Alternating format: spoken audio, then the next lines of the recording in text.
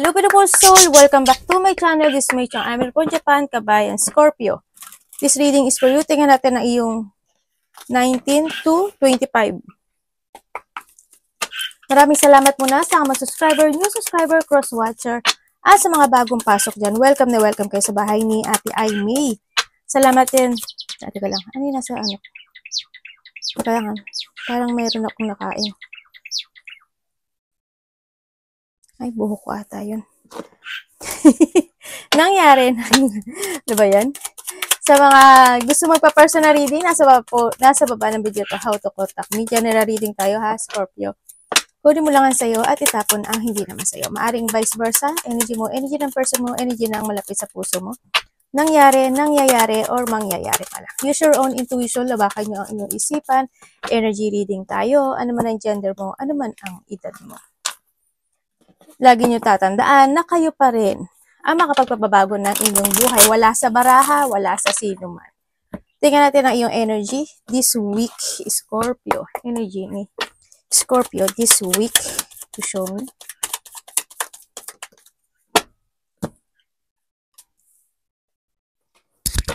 Ay, sorry. Energy niya po. Okay.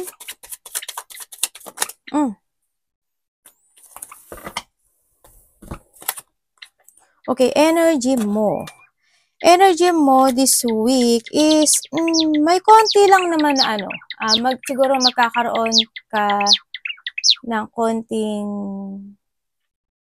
pagkakaroon ng maiksing pasensya or maiksi yung pasensya mo. Yun. Magiging maiksi yung pasensya mo. May mga bagay ka na energy mo,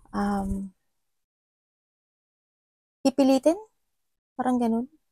O nakikita? Pipilitin o desisyonan?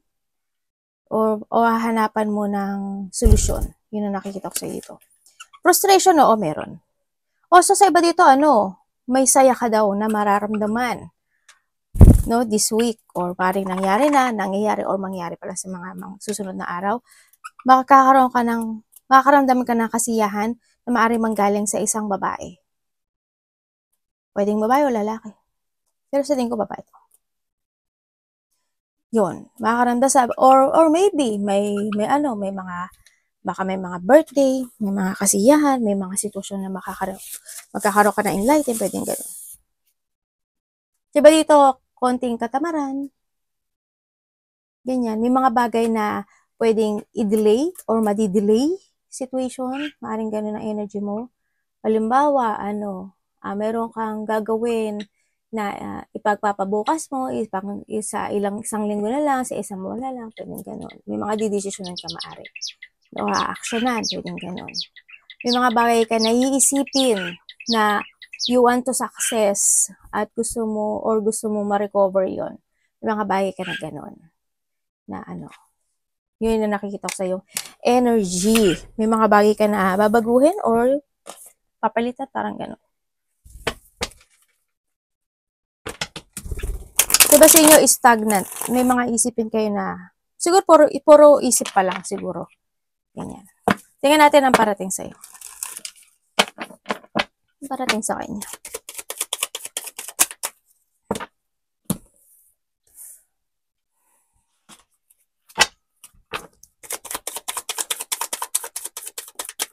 Parating po. Sakat ng lalamunan ko. Teka lang. Iinom lang ako ha. Kasi kanina pa kasi ako dumadaldal.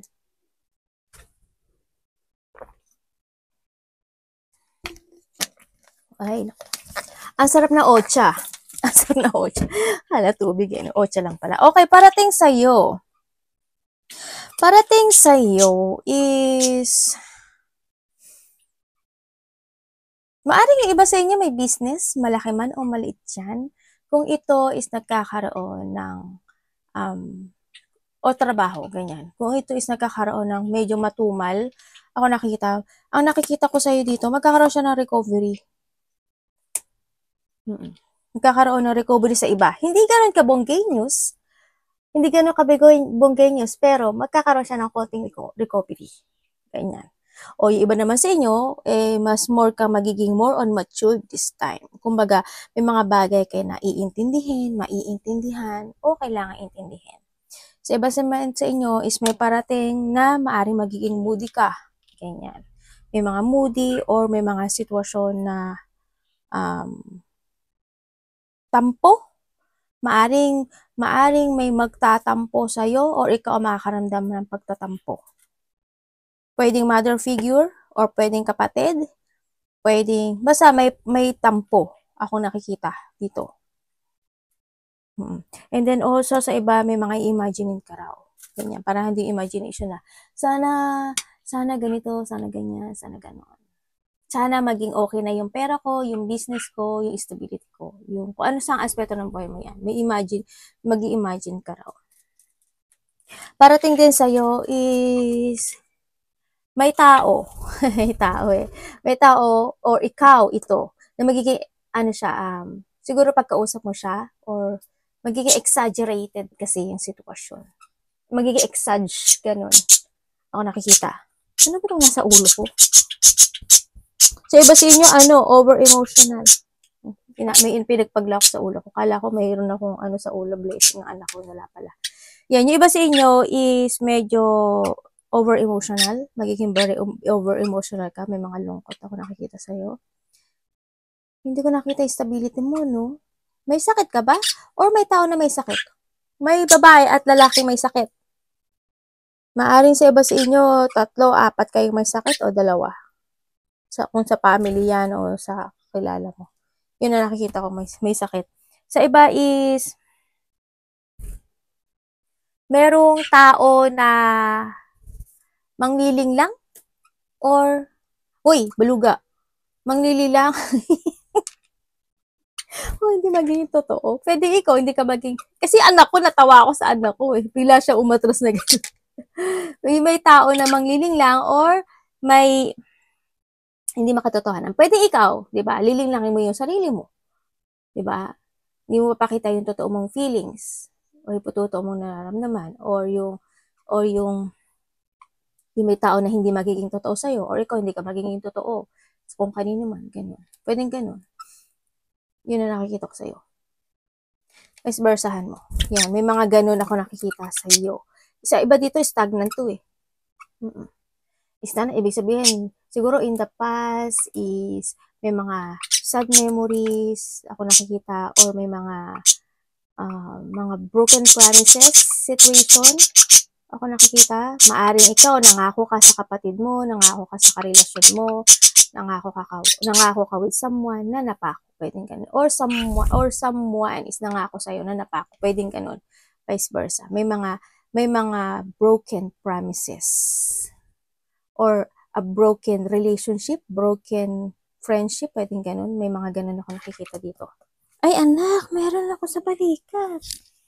Sabi ko na nga, parang may something nagpipika-pika. Yan. May sinasabi dito na meron ka daw ginagawa na parang walang kabuluhan. Or, oo, ikaw. May mga bagay din na hindi mo magawa. No? Siguro nga kung sa business ito o kung yung sa mga bagay na gusto mong bilhin, gawin, siguro wala kang magawa. Parang go to the flow ka. Kasi nga, syempre, lalo kung wala kang ganung budget, diba? Kahit anong gusto mong gawin, palaguin yung pera mo o palaguin yung business mo, kung sakto lang naman yung budget mo, diba? Hindi mo nga kaya yun. Yeah, may mga gusto kang gawin na gusto mo maging maganda o makatotohanan. You want to create something pero hindi mo alam o hindi mo pa nagagawa o hindi mo magawa kasi you're still stagnant dito. Tingnan natin ang dapat iwasan. Dapat iwasan ni Scorpio. Ano dapat iwasan ni Scorpio this week?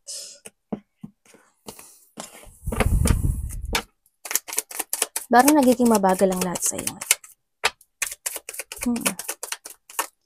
Tingnan natin pa rin yung money mo mamaya, ha? Dapat iwasan. Ayan.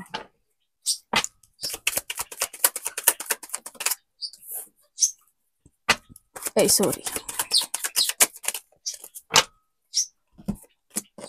Okay, dapat mong iwasan. Dapat mong iwasan yung hindi mo alagaan yung sarili mo. You need to take care yourself. May mga bagay na kailangan na umpisahan. Halimbawa, kailangan mo na mag-exercise, kailangan mo na maglakad-lakad, ganyan, kailangan mo ng alagaan maigi yung sarili mo, huwag mong papabayaan yung sarili mo, ganyan. Yan, iwasan mong hindi mo alagaan yung sarili mo, iwasan mo na hindi ka makapag-umpisa ng mga bagay-bagay. Yan, iwasan mo yung mga galit, moody type,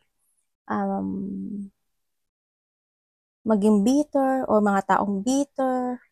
Iwasan mo yung maging emotional masyado, overthinking, illusion ka ng illusion, dream ka lang ng dream, pero hindi mo naman ginagawa. Pero ang pinakaano dito sa nakikita ko dito, yung sarili mo. You need to take care yourself dito. Pahalaga at mahalin mo yung sarili mo. Kasi ang nakikita ko sa iyo parang wala eh. Ang pinaka-message kasi nito is alagaan mo din yung sarili mo.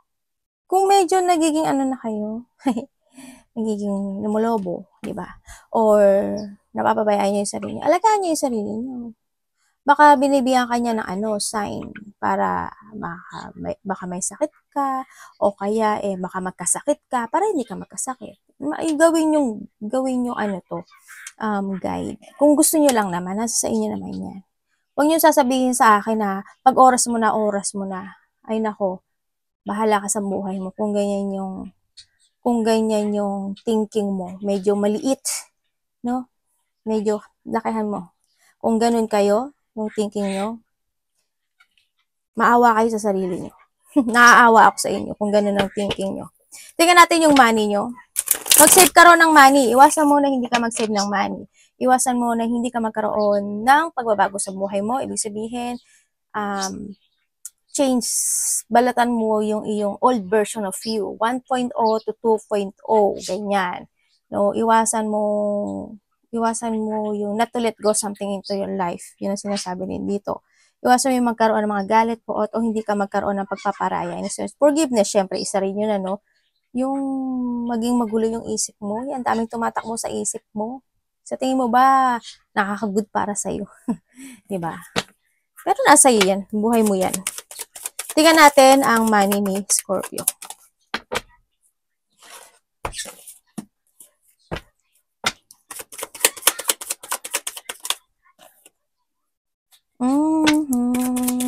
Lumabas na nga kanina.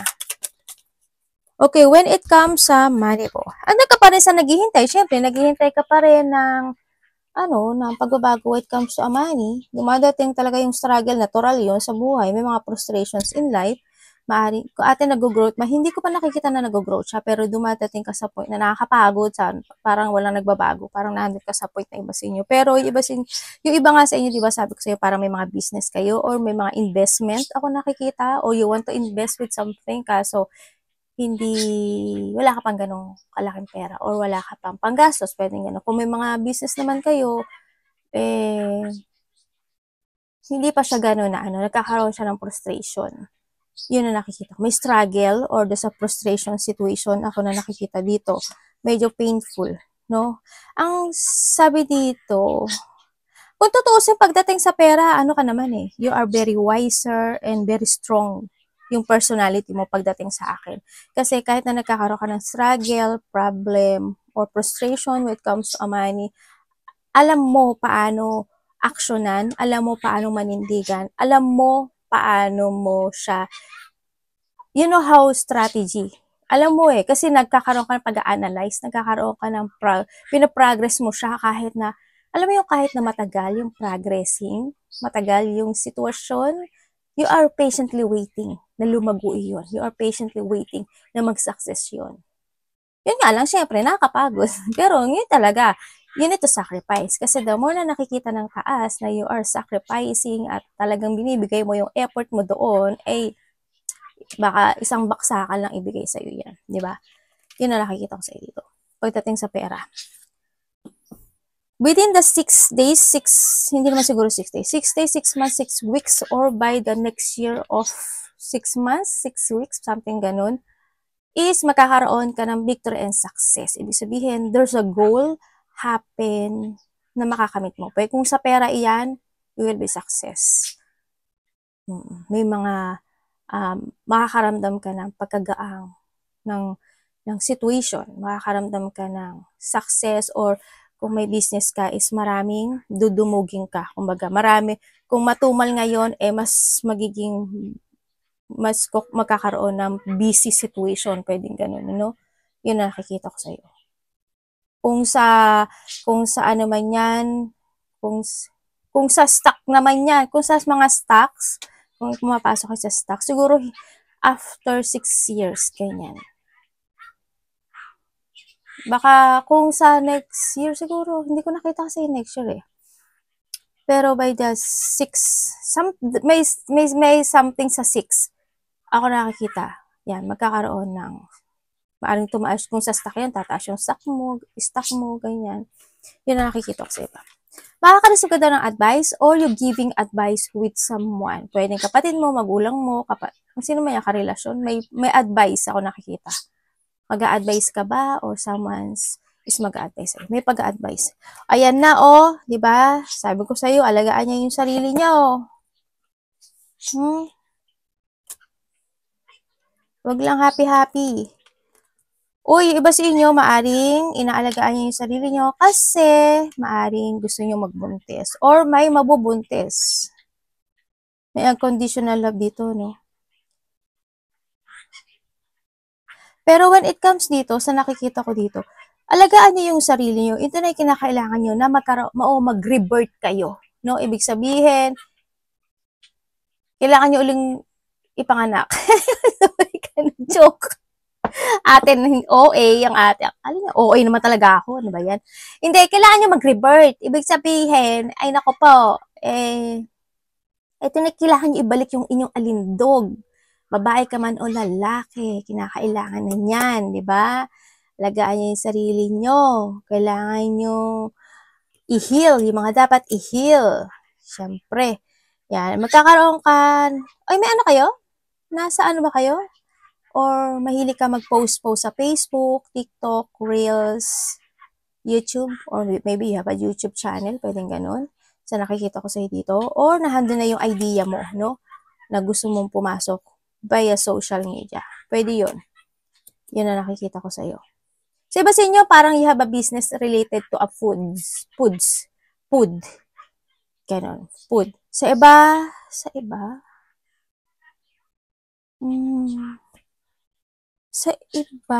your own idea eh. Ang sinasabi dito eh. Sa iba, kung sa business, you have an own idea daw.